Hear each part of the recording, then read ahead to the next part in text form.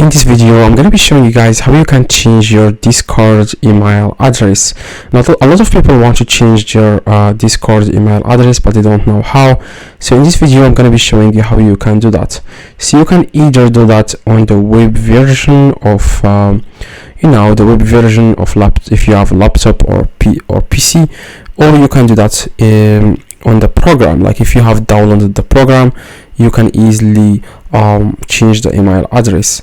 Now the first thing you need to do, guys, you want to click on this gear in the top right. As you can see, I'm sorry, it's not the top, at the bottom left, it's called user settings. As you got this gear, you want to click on it.